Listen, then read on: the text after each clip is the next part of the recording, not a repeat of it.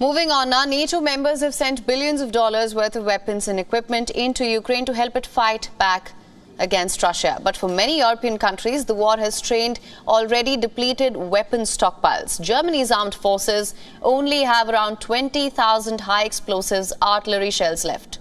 Reports further suggest some of the weapons sent to Ukraine by other countries have been unusable. Citing confidential defense ministry papers, German magazine Der Spiegel stated the country's armed forces are running low on high explosive artillery shells. Countries like Germany have rushed to send supplies of 155mm artillery rounds used by howitzers to Ukraine. Ukraine's European allies are facing a dilemma here.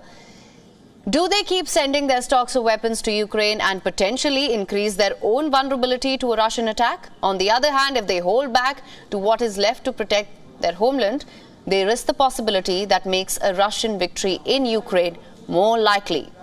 Unlike European leaders, Russian President Vladimir Putin can order weapons makers to go into 24-hour-day production. Moscow has directed some troops to factories instead of the front lines.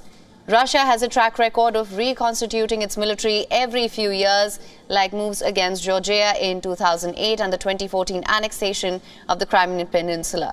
For many European nations, military spending became a lower priority after the end of the Cold War, which weakened their defense industrial bases. US defense companies also had a role as they moved in to compete for European contracts.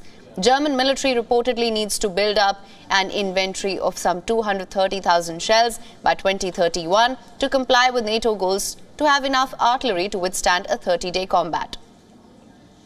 Meanwhile, New York Times report stated that in the rush to arm Ukraine, weapons are bought but not delivered, or they are too broken to be used.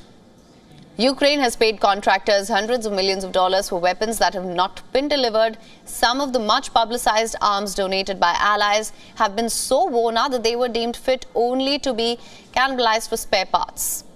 Ukrainian government documents also show that as of the end of 2022, Kiev had paid arms supplies over $800 million for contracts that went fully or partly unfulfilled. WION is now available in your country. Download the app now. Get all the news on the move.